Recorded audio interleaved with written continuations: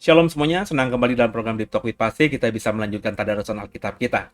Dan saya berharap semuanya dalam kondisi yang diberkati Tuhan. Dan sebelum kita mulai tadarusan Alkitab kita satu hati, kita berdoa. Bapak yang baik, terima kasih buat hari ini. Kami boleh melanjutkan tadarusan Alkitab kami dari kitab Yesaya. Maka lawat kami Roh Kudus, jamah kami, berikan kami hikmat marifat-Mu, sehingga ayat-ayat yang kami baca sebentar jelas, terang benderang, sehingga kami bisa mendapatkan kebenaran, dan dengan kebenaran itu kami bisa hidup yang menyenangkan Tuhan. Jangan satupun kami yang Kau lalui, kami siap diberkati. Haleluya. Amin. Bapak Ibu, sebelum kita mendengarkan firman Tuhan dan juga membaca kitab untuk mendapatkan rema, ya, kita menyembah Tuhan terlebih dahulu. Shalom semuanya. Senang kembali dalam program ini kita akan belajar kebenaran firman Tuhan, dan sebelumnya saya mengajak kita untuk memuji menyembah Tuhan terlebih dahulu. Yesus, Kau sungguh baik. Yesus, nama-Mu indah. Yesus, ku cinta Kau selalu. Ku tinggikan, ku agungkan selamanya. Yesus, Kau sungguh baik. Yesus, nama-Mu indah. Yesus, ku cinta Kau selalu. Ku tinggikan, ku agungkan selamanya. Ku mau memuji-Mu, ku selalu puji-Mu. Ku mau menyembah-Mu, ku selalu sembah-Mu. Kau yang layak terima semua pujian, kemuliaan hanya bagi Tuhan. Ku mau memuji-Mu, ku selalu puji-Mu. Ku mau menyembah-Mu, ku selalu sembah-Mu. Kau yang layak terima semua pujian, kemuliaan hanya bagi Tuhan. Haleluya. Mari sama-sama kembali menyembah Tuhan. Yesus, Kau sungguh baik. Yesus, nama-Mu indah. Yesus, ku cinta Kau selalu. Ku tinggikan, ku agungkan selamanya. Ku mau memujimu, ku selalu pujimu. Ku mau menyembahmu, ku selalu sembahmu. Kau yang layak terima semua pujian, kemuliaan hanya bagi Tuhan. Ku mau memujimu, ku selalu pujimu. Ku mau menyembahmu, ku selalu sembahmu.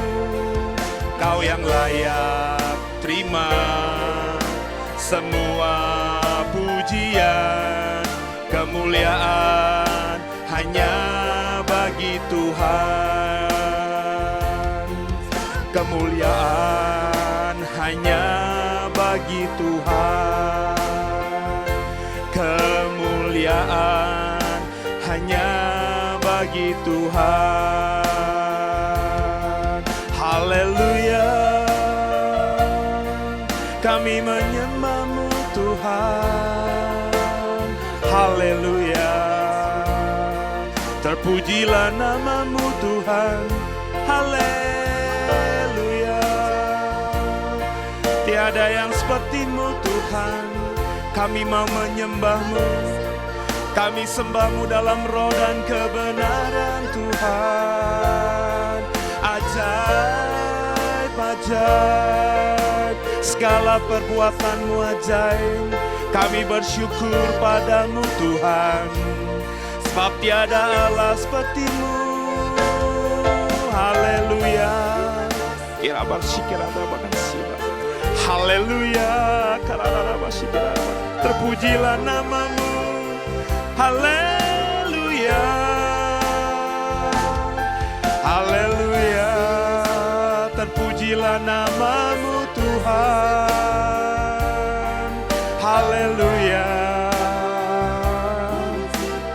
haleluya, ku mau memuji-Mu, ku selalu puji-Mu. Ku mau menyembah-Mu, ku selalu sembah-Mu. Kau yang layak terima semua pujian, kemuliaan hanya bagi Tuhan. Ku mau memuji-Mu, ku selalu puji-Mu. Ku mau menyembah-Mu, ku selalu sembah-Mu. Kau yang layak terima semua pujian, kemuliaan hanya bagi Tuhan. Semua kemuliaan dan keagungan tertuju padamu, Tuhan dan Rajaku. Segenap jiwa dan nafasku menyembah Yesus yang hidup. Semua kemuliaan dan keagungan tertuju padamu, Tuhan dan Rajaku. Segenap jiwa dan nafasku menyembah Yesus yang hidup.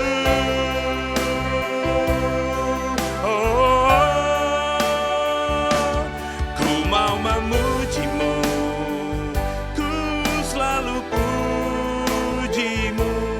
Ku mau menyembah-Mu, ku selalu sembah-Mu.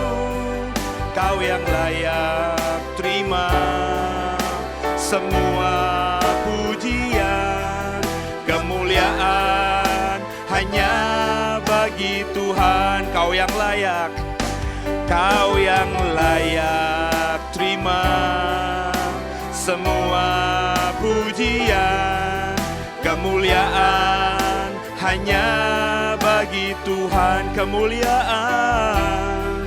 Kemuliaan hanya bagi Tuhan. Kemuliaan, haleluya, hanya bagi Tuhan. Terpujilah nama Tuhan, haleluya.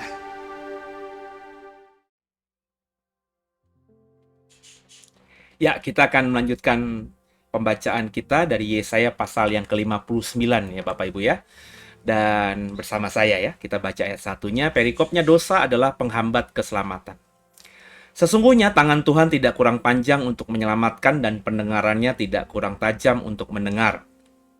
Tetapi yang merupakan pemisah antara kamu dan Allahmu ialah segala kejahatanmu.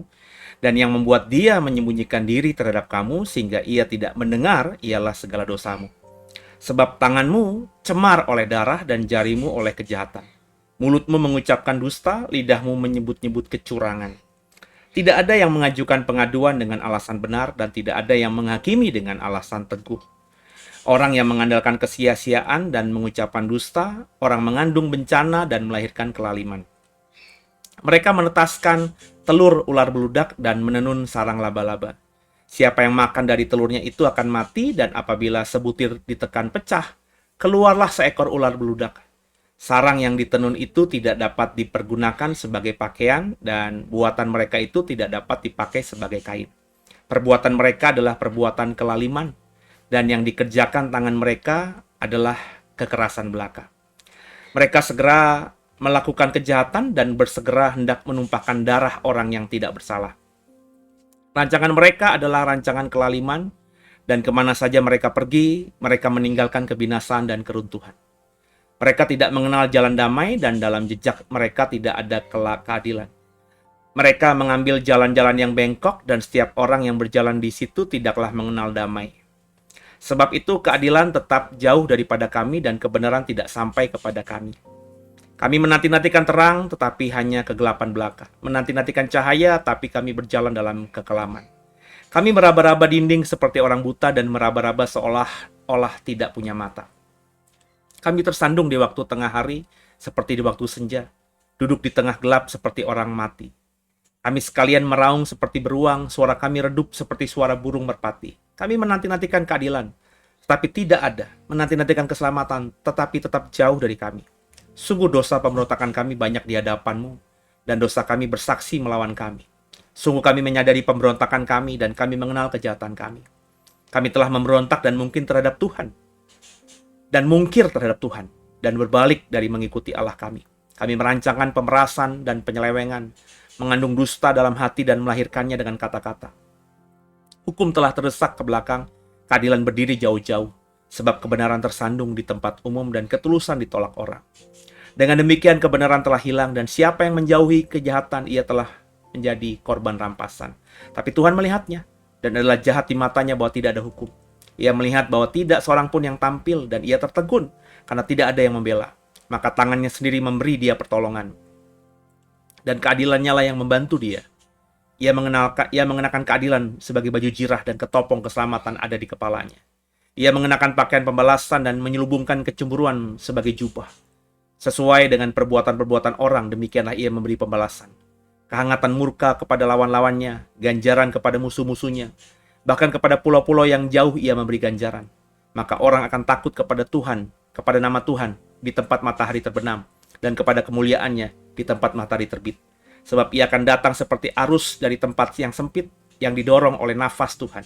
Dan ia akan datang sebagai penebus untuk Sion, dan orang-orang Yakub, dan yang bertobat dari pemberontakannya. Demikianlah firman Tuhan. Adapun aku, inilah perjanjianku dengan mereka, firman Tuhan. Rohku akan menghinggapi engkau, dan firmanku yang kutaruh dalam mulutmu tidak akan meninggalkan mulutmu, dan mulut keturunanmu, dan mulut keturunan mereka dari sekarang sampai selama-lamanya. Firman Tuhan. Haleluya, terpujilah nama Tuhan. Ya, Bapak Ibu. Yesaya pasal 59 ini kita bisa baca ya dari ayat-ayat yang kita barusan baca ini bahwa diwakili Yesaya, ya saya yakin bukan Yesaya doang ini ya, tapi karena Yesaya nabi Tuhan, maka diwakili Yesaya apa yang dirasakan oleh orang Israel, orang Yehuda, bahwa penderitaan terhadap mereka yang dialami dari bangsa-bangsa kafir, penindasan yang dilakukan oleh bangsa-bangsa yang tak takut Tuhan kepada mereka, membuat mereka akhirnya tersadar bahwa itu terjadi karena dosa mereka. Mereka menyadari bahwa orang-orang jahat itu bisa menjamah mereka bukan berarti karena tangan Tuhan tidak kurang panjang untuk menyelamatkan mereka. Mereka ditindas bukan berarti pendengaran Tuhan tidak kurang tajam untuk mendengarkan apa yang terjadi yang mereka alami, tapi memang ada dosa, ada kejahatan yang membuat akhirnya terpisahlah mereka dengan Tuhan. Itu yang berkali-kali saya bilang bahwa tanpa kekudusan tidak seorang pun bisa melihat Allah. Ketika kita hidup dalam kejahatan, hidup dalam dusta dan dosa, menikmati dosa, maka ada gap itu, ada keterpisahan kita dengan Tuhan. Bukan Tuhan yang tidak mau tolong kita, bukan Tuhan yang tidak mau dengar kita, bukan Tuhan yang tidak mau menjamah kita, tapi ada gap itu. Dan bukannya Tuhan tidak mau tolong, karena bagi Tuhan tuh, Tuhan kalau mau tolong pasti bisa. Nggak ada hambatan apapun sebenarnya yang membuat Tuhan bisa terpisahkan dari kita. Tapi Tuhan ternyata kalau kita baca di Alkitab itu punya cara mendidik kita. Meskipun kita anaknya, dan anaknya ini dia tahu sedang menderita, tidak serta-merta dia akan tolong kita. Dia tentu tahu sebagai yang maha tahu bahwa kenapa kita menderita. Pasti ada reason, ada alasan kenapa kita itu menderita. Jika kita menderita karena salah kita, karena dosa kita, dan kita belum menyadari itu sama sekali bahwa kita menderita, kita jatuh, kita sakit, kita miskin karena dosa kita, ya selama kita tidak menyadari itu dalam mengekspresikannya dalam pertobatan, ya Tuhan tidak akan tolong kita. Apakah dia tidak mau? Dia mau, dia sangat mengasihi kita. Cuma cara yang saya baca di Alkitab itu Tuhan tidak serta-merta nolong kita ketika kita terpuruk. Sebab kalau itu dilakukan itu bukan buat kebaikan kita, malah justru menjerumuskan kita. Kita akan nanti menjadi anak-anak gampangan gitu. Alah tenang aja lah, kita mabok-mabokan aja lah, kita korupsi aja lah, kita zina cabul aja lah. Toh nanti pada dasarnya Tuhan akan mengampuni kita. Tuhan akan menyelamatkan kita. Nggak apa-apa lah, kita foya-foya aja. Kita miskin juga pasti nggak lama kok. Tuhan nanti akan buat kita kaya lagi kok. Manusia punya pemikiran seperti itu, maka Tuhan tidak akan melakukan hal itu. Tapi segera ketika kita bertobat, ketika kita menyesali bahwa apa yang terjadi hari ini, penderitaan yang kita alami itu karena dosa kita, dan kita segera bertobat, minta ampun sama Tuhan, dan benar-benar mau pulih dalam artian meninggalkan dosa dan hidup menyenangkan Tuhan, datang kepada Tuhan dengan motivasi yang benar, dengan ketulusan, maka Tuhan sesegera itu akan menolong kita. Kesadaran ini rupanya hal yang tidak mudah, saudara. Sebab dalam konteks Yesaya, ya, itu baru dialaminya atau baru disaksikannya, Yesaya baru mewakili perasaan orang Israel ya di pasal 59 ini. Jadi dari apa yang kita baca, dari pembacaan kita terhadap kitab Yesaya ini, perjalanan seseorang, perjalanan Israel, Yehuda sebagai sebuah bangsa hingga sampai pada pertobatan itu ternyata butuh proses panjang dan waktu yang panjang. Tidak serta-merta orang yang tadinya diberkati Tuhan terus miskin langsung bisa menyadari bahwa dia miskin itu karena salah dan dosa dia. Sehingga kalau dia tidak sadari ya dia akan tergulung terus, saudara. Dia akan terjerumus terus dalam dosa dan seterusnya dan seterusnya.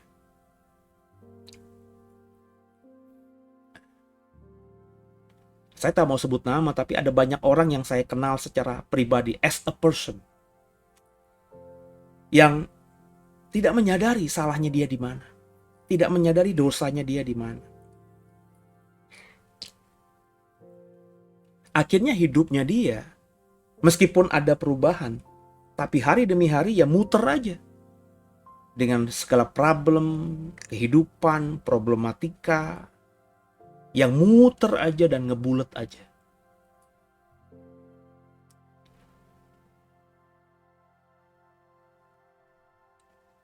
Yang saya mau bagikan kepada saudara, saya cuma mengingatkan sebagai seorang hamba Tuhan bahwa mengalami yang namanya pertobatan, dalam hal ini tuh pertobatan itu menyadari bahwa apa yang kita lakukan itu salah. Itu tidak semudah seperti yang kita bayangkan. Kan kalau kita ngebayangin kan, mestinya lo sadar dong. Lo tadinya kaya, sekarang miskin. Lo tadinya sehat, lo tiba-tiba lo sakit. Tadinya lo diberkati, tiba-tiba lo sekarang ini kena kutuk begini. Mestinya lo sadar dong, lo berdosa pasti. Itu meskipun orang-orang berkata demikian, belum tentu loh kita tuh sampai pada kesadaran itu. Dalam bahasa lain, banyak hamba-hamba Tuhan mendoakan kita, memberikan penglihatan bahwa kamu harus bertobat, memberikan nubuatannya bahkan. Tapi tetap aja loh, kita tidak sampai pada pemahaman bahwa kita ada di titik ini, dalam keterpurukan ini karena salah dan dosa kita. Dan ini yang membuat saya ngeri, saudara, karena terjadi terhadap banyak orang di sekitar saya hari-hari ini.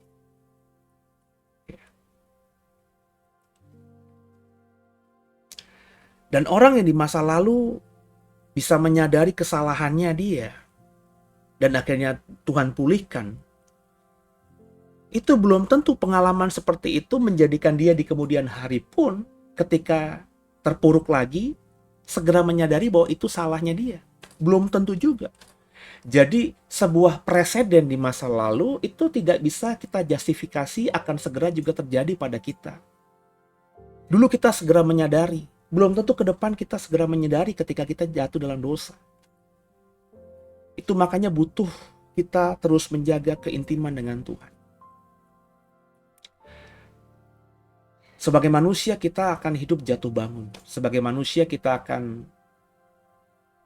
menjadi orang-orang yang akan terjatuh. Roh kuat, daging lemah. Nah, menyadari kelemahan kita yang seperti ini, mestinya kan kita semakin mendekat kepada Tuhan. Sehingga andai kata pun kita jatuh, kita menyadari bahwa kita jatuh itu karena salah kita. Sehingga kalau kita menyadari itu karena salah kita pertama segera bangun. Dan tentu kalau kita mau tafsirkan jatuhnya literal ya, jatuh dan terluka, kita akan nandai tanda tempat kita jatuh itu. Oh, gue jatuh itu karena ada batu yang buat gue kesandung.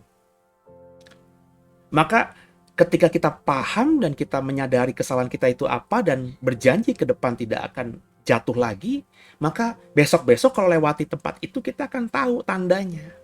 Ya.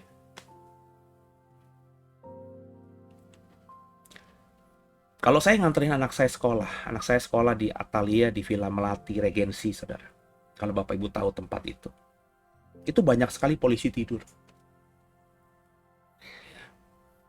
Saya nggak tahu kenapa tuh di Villa Melati banyak sekali polisi tidur. Mungkin orang-orang yang di situ tuh suka ngebut-ngebut kali. Waktu awal-awalnya saya kesel sekali gitu ya. Dalam artian meskipun itu polisi tidur dan kita tidak ngebut, kan kalau kita tidak menyadari itu ada polisi tidur, apalagi malam-malam, kan tetap aja meskipun kecepatannya cuma 30 km per jam, tetap aja kan nggak enak, tetap harus direm, apalagi kalau polisi tidurnya tuh tajam sekali, jalan pelan pun kan nggak enak, jadi mesti direm, jadi ngetek gitu kan saudara, ban depan, ban belakang. Ketika awal-awal, apalagi kalau polisi tidur itu baru, saya sering kesel juga. Tapi saya belajar bahwa dari pengalaman, mungkin besoknya saya masih lupa gitu, tapi kedua, ketiga, ketika terjadi hal yang sama, saya jadi secara alam bawah sadar tahu, apalagi kalau saya menyadari bahwa ngebut atau lewat polisi tidur, terus tidak menyadari itu polisi tidur, meskipun kecepatan pulang itu tetap nggak enak gitu. Ya mungkin karena mobil saya bukan mobil yang mewah gitu ya. Mungkin kalau naik mobil mewah itu yang pernya empuk, mungkin ya lewat begitu aja juga nggak kerasa gitu ya. Tapi kalau saya pikir-pikir, seringkali ada mungkin orang tua murid yang ngantar anaknya pakai mobilnya tentu jauh lebih mewah dari yang saya gunakan, malah mungkin tidak akan terasa polisi tidurnya, tapi paling tidak mereka kalau naik lewat polisi tidur harus miring dulu, saudara. Nggak langsung ban depan kiri kanan itu disejajarkan. Jadi ban depan kanan dulu lewat, baru ban depan kiri, miring gitu, selalu diagonal gitu. Artinya mereka juga kesusahan juga. Meskipun pernya empuk, tapi melewati itu mereka juga tidak nyaman juga kan. Tapi lama-lama kita akhirnya menyadari kan titik itu, tikungan ini, ya akhirnya merem pun saya tahu. Kecuali kita memang tidak fokus nyetir, karena ada banyak hal juga seringkali kalau boleh jujur. Misalnya saya lagi fokus lihat ke kanan gitu ya. Misalnya ada makanan baru atau tempat jualan baru gitu, ada sesuatu keramaian ya. Pelan sih, teman saya karena fokus pada hal yang lain, ya nggak sadar saya akan melewati jonglengan, jonglengan.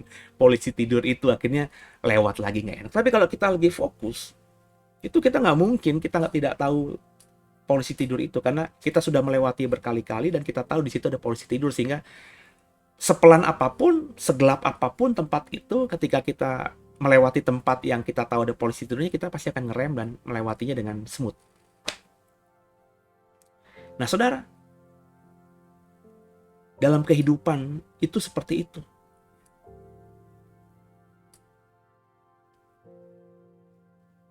Tapi kan untuk sampai ke sana kita harus butuh effort, harus butuh pembelajaran. Apakah kita harus, kalau saya analogikan dengan polisi tidur itu, apakah kita harus seperti itu? Kalau kita benar-benar mau fokus nyetir, meskipun kita tidak tahu tempat itu, tapi kita pasti bisa memahami. Contohnya, saya seringkali dulu waktu menjadi hamba Tuhan yang usianya sekitar 30-an gitu, sering banget itu Bapak Ibu ngisi acara retreat, ngisi acara anak muda di puncak situ. Dan kalau sudah ke puncak, saya kadang-kadang nyerah karena itu tempat yang dijadikan retreat oleh gereja atau anak muda, sebuah gereja, saya nggak tahu lah, pokoknya SMA apalagi, sering banget. Hampir setiap bulan kali saya dulu sering isi acara-acara seperti itu. Kalau tempatnya itu tempat-tempat yang biasa dijadikan rumah retreat sih, saya biasanya sudah hafal gitu. Tapi kalau saya harus, itu tempat yang baru, saya harus cari ya, dulu mesti tanya-tanya juga, mesti teleponan, belok kiri, belok kanan. Ya sekarang udah ada Google Map gitu ya, lebih mudah gitu ya. Tapi karena kita fokus cari tempat itu, meskipun jalanan di puncak itu Bapak Ibu tahu sendiri ya, tidak semuanya aspal yang mulus. Kadang-kadang masih harus lewati jalan yang bukannya tanah ya, karena kalau tanah, kalau hujan pasti akan licin, tapi sudah ada batu-batunya, tapi batu-batunya disusun sembarangan aja gitu ya. Tapi kita juga melewatinya tetap enak karena kita fokus. Karena kita sedang menyadari bahwa kita akan melewati sebuah tempat yang sama sekali kita tidak tahu, dan dari mata yang kita lihat tempatnya kurang bagus karena batu-batuan. Maka meskipun lewati batu-batuan itu, tapi tetap aja karena kita fokus ya, melewatinya tidak enak sekalipun, tapi tidak terlalu kita terganggu dengan hal itu karena fokus. Maka fokus sama Tuhan itu bagi saya penting. Supaya ketika kita bahkan melewati perjalanan journey kita yang baru, di suatu tempat yang baru yang kita tidak ketahui, karena kita dekat dengan Tuhan, maka roh Tuhan yang dalam kita, itu akan membantu kita, menolong kita, supaya bisa melewati semua yang baru tadi dengan lebih smooth, lebih baik, lebih nyaman. Nah, dihubungkan dengan apa yang kita baca dalam Yesaya 59 ini, menyadari kesalahan kita, supaya kita cepat menyadari kesalahan kita, ya kita harus dekat dengan Tuhan. Dengan kita dekat dengan Tuhan, mungkin kita, namanya kedagingan ya, bisa salah. sengaja apa tidak sengaja. Tapi setelah kita lakukan itu, kita langsung menyadari bahwa itu salah. Dan ketika kita menyadari segera itu salah, ya kita pasti langsung bertobat, minta ampun sama Tuhan. Tapi kalau Bapak Ibu nggak deket sama Tuhan, meskipun kita tahu itu salah, namanya orang kalau berbuat salah tuh mestinya hati nurani ngomong, itu salah gitu ya. Tapi kita tidak menyadari bahwa itu adalah kesalahan kita. Kita menutup mata aja, mengabaikan aja. Allah, semua orang juga ngelakuin hal yang sama. Sehingga akhirnya kita tidak bertobat, tidak minta ampun sama Tuhan, sehingga dosa itu tetap melekat pada diri kita. Nah, dekat dengan Tuhan itu membedakan kita. Saya tidak bilang dekat dengan Tuhan itu akan hidupnya tidak berdosa. Tapi paling tidak meskipun dia sengaja tidak sengaja berbuat salah, kalau dia memang niat hatinya punya ketulusan dekat dengan Tuhan, dan dia berbuat salah karena daging itu lemah, maka segera dia buat salah, dia segera bertobat, minta ampun sama Tuhan. Masalah dengan Tuhan beres, dia akan segera menyelesaikan dengan orang-orang yang mungkin dia lukai.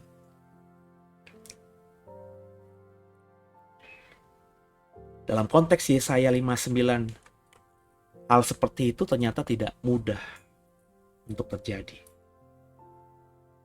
Maka di tadarusan hari ini, saya tidak tahu apa yang sedang kau gumuli. Saya tidak memahami sungguh apa yang sedang terjadi dalam kehidupanmu.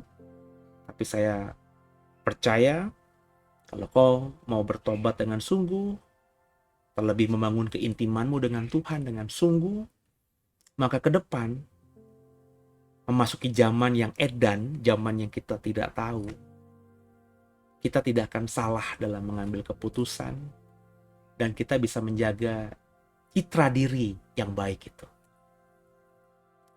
Ya, saya ngomong ini karena saya sedih melihat apa yang terjadi dalam perpolitikan dalam negeri. Ya, saya tidak mau ngomong politik panjang lebar gitu. Tapi saya termasuk orang yang kagum dengan presiden kita hari ini sebenarnya. Saya berdoa sungguh dan cukup bersuka cita menjelang akhir periode pemerintahannya bahwa saya punya contoh presiden yang bisa saya banggakan sejak awal sampai akhir. Saya tidak mengalami proses Pak Karno dan Pak Harto di awalnya. Karena ketika Pak Harto dulu berkuasa, saya masih kecil sekali. Ya. Bahkan saya belum lahir kali waktu zaman Pak Harto jadi presiden. Kan G30 PKI tahun 65 kan. Nggak lama dari itu kan kemudian ada Super Semar. Kemudian juga Pak Harto berkuasa sebagai presiden ditetapkan oleh MPRS saat itu kalau tidak salah. Saya kan belum lahir di zaman itu. So saya tidak pernah memiliki euforia terhadap dua presiden pertama kita itu di awal pemerintahannya dia. Tapi saya mengalami pemerintahan Pak Habibie ketika dia jadi presiden sampai akhirnya, yang periodenya nggak lama karena dia hanya meneruskan kan. Nah, Pak Harto yang turun di tahun 98, Pak Habibie menyelesaikannya pemilu, kemudian dia turun karena kalah. Tapi dengan segala respek saya sama Pak Habibie, saya tidak melihat beliau adalah calon presiden yang ideal atau presiden yang ideal yang bisa saya banggakan sejak awal memerintah sampai akhir itu ideal gitu. Ada banyak blunder yang dia lakukan. Ya salah satunya tentu Timur kalau bagi saya ya. Ya kita boleh berbeda pandangan politik tapi Timur itu sesuatu yang mahal. Saya tidak bisa menerima pemahaman argumentasi apapun yang diberikan oleh Pak Habibie dan rejim saat itu yang membuat Timur itu referendum. Saya tidak bisa memahami. So saya tidak bilang Pak Habibie itu ketika jadi presiden adalah presiden yang ideal. Kemudian muncullah Gus Dur, muncullah Bu Mega, muncullah SBY. Ketika Gus Dur naik, ketika Bu Mega naik, ketika SBY naik di awal-awal pemerintahannya, saya cukup positif.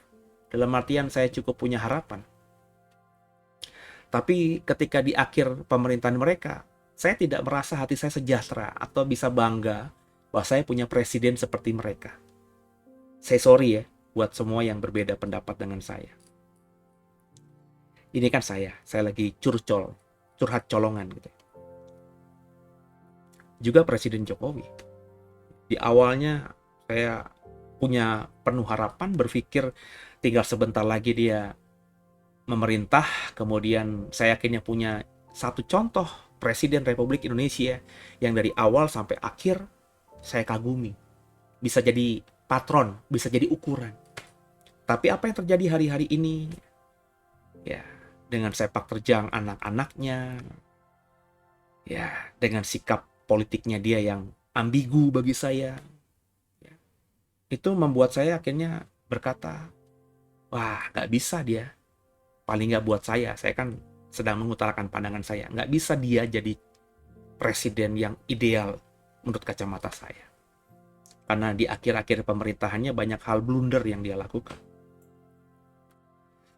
Jadi, maksud saya, apa yang sudah kita kerjakan bagus hari ini, itu tidak serta-merta kalau kita tidak terus melekat pada Tuhan, itu bisa kita pertahankan sampai akhir.